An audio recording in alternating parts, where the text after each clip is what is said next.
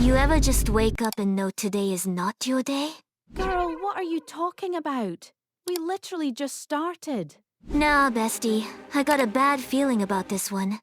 Like sacrifice vibes. Sacrifice? Bro, nobody is getting sacrificed.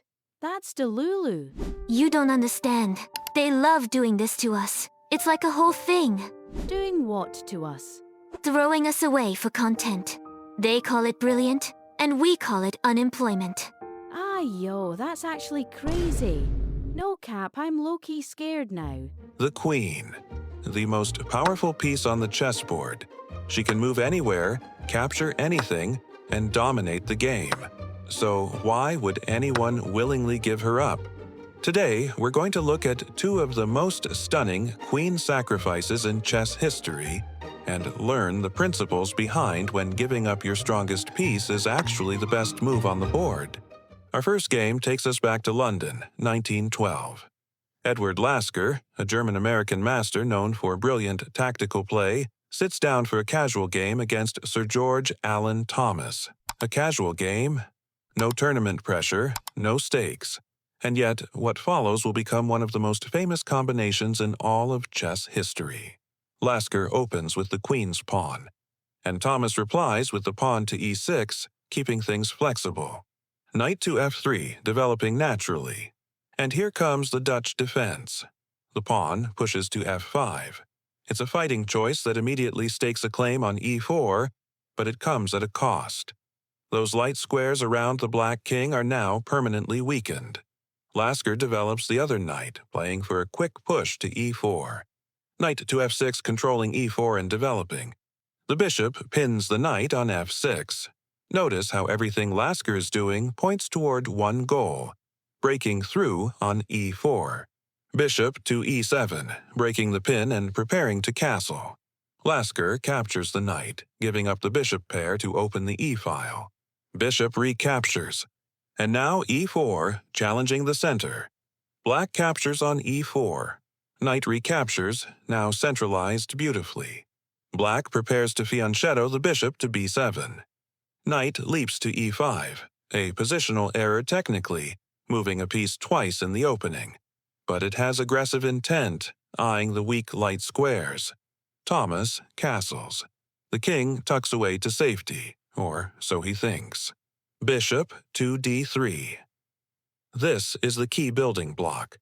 The bishop now stares directly at h7, and together with the two knights, white has three pieces aimed at the king side.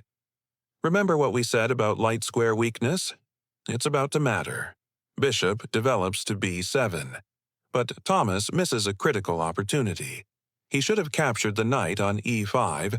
That would have equalized the game completely. Take a good look at this position. In exactly two moves, one of the most famous sacrifices in chess history is about to happen. Can you see it? Queen to h5. Lasker brings the queen into the attack, threatening all kinds of disasters on the king side. The h7 pawn is now under enormous pressure. Black must be extremely careful here. The right move is to capture the knight on e5 with the bishop. That would equalize. And Thomas plays queen to e7. A huge mistake. He's trying to defend h7 through the queen, thinking that after knight takes on f6, the g-pawn can recapture and the queen covers h7. But it takes a move of pure brilliance to punish it. The position has gone from roughly equal to mate in 7. Now, pause here. This is the moment. White to move. The queen is on h5, the bishop stares down at h7.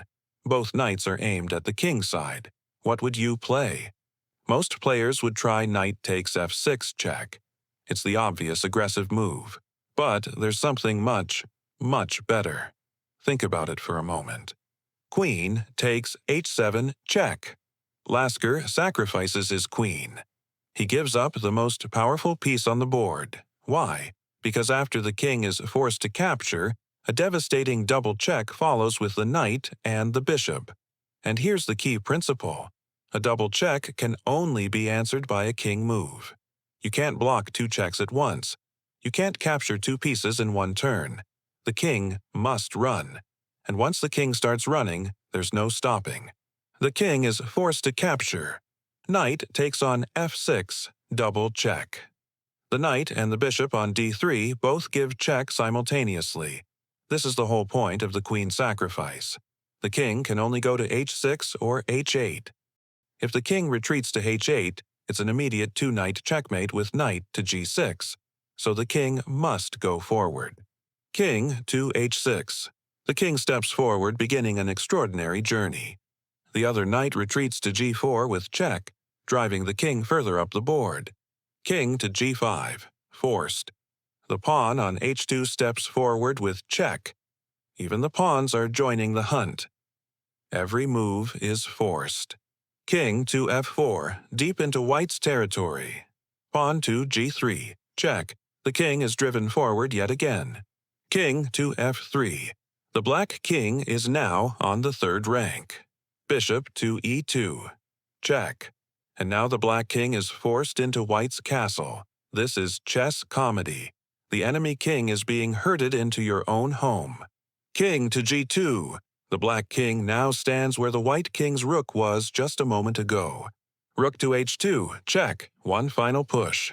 King to g1. The black king is now in the corner, exactly where the white rook started the game. And now, the most poetic checkmate in chess history. King to d2. Checkmate. The white king simply steps to the side, connecting the rook on a1 to deliver the killing blow. The rook on a1, white's only piece that hadn't participated in the entire attack, delivers the final check. And here's the beautiful detail. Lasker could have played queenside castling for checkmate instead. Castling, as a checkmate move. That may be the only time in chess history that was even possible. Pure poetry. So what can we learn from Lasker's queen sacrifice? 3 conditions made it work. First, the black king was already exposed. The Dutch defense weakened those light squares, and Thomas never addressed the vulnerability. Second, white had 3 pieces aimed at the king's side, the queen, the bishop, and both knights. Piece coordination is everything. And third, the sacrifice created a double check. That's the golden rule. A double check can only be met by a king move. Once you create a double check after queen sacrifice, you don't need the queen anymore. The king hunt is all forced. But queen sacrifices don't always end in checkmate. Sometimes they're even more beautiful when they don't. Our second game will blow your mind in a completely different way. Gibraltar, 2005. The Gibraltar Masters. Daniel Gormali, a solid English grandmaster rated 2472, faces Emil Sutovsky, an Israeli GM rated 2669 and known for his exceptional tactical abilities. We pick up the game deep in the middle game, where things have already gotten wild. This started as a Najdorf Sicilian that has erupted into complete tactical chaos. Sutovsky plays pawn takes on e4. Now objectively, this is a blunder. The engine says this is terrible. But here's the thing about queen sacrifices. Sometimes they're not about being objectively correct. They're about creating chaos that your opponent cannot navigate. The exchange sacrifice opens up lines and creates a practical nightmare for white. Gormali plays c4. Chasing the queen, it looks perfectly reasonable. Chase the queen away, then capture the rook on f8. Simple chess. But this is the losing move. The cold-blooded computer recommendation was to just capture the rook on f8 immediately. After bishop takes f8, the position is complicated, but white is winning. But Gormali wanted to improve his position first. That tiny hesitation changes everything. And now the queen reroutes to f5. This is the key move. From b5, the queen was just defending. But on f5, she's a weapon. She eyes the king side, supports the coming pawn storm, and from here the entire combination becomes possible. Gormali captures the rook. Bishop takes f8. What could be more natural? White is now up a full rook, but the position is about to get very, very scary. Knight to h5, attacking the queen. Queen to g4. Gormali sidesteps the knight and now threatens to trade queens. After queen takes f5, pawn takes, rook takes b2, white would be winning easily. Gormali must have been feeling confident here. Now watch closely. What Sutovsky does next will make your jaw drop. The queen is hanging. Any normal player would save it. Sutovsky is not a normal player. Pawn takes f3. Sutovsky ignores the queen. His queen is hanging on f5, and instead of moving it, he plays pawn takes f3. This is the creative queen sacrifice. There's no forced checkmate. There's no immediate win. Instead, the pawn on f3 opens the g-file, and combined with the bishop on b2, the knight, and the coming pawn pushed to g2, black creates threats that a queen and a rook simply cannot stop. The engine confirms it. Black is now winning, despite being down an absurd amount of material. White captures the queen. Now white has the queen and is up a full rook. Completely winning on paper, completely lost in reality. Pawn takes on g2. Check. This little pawn is the engine of destruction. It threatens to promote, and white's king is in mortal danger. King goes to g1. Bishop to d4. Check. An intermezzo.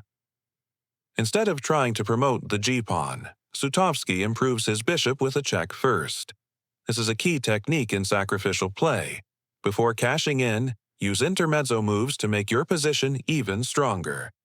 The bishop on d4 now controls the long diagonal and threatens the queen on f2. Queen blocks on f2.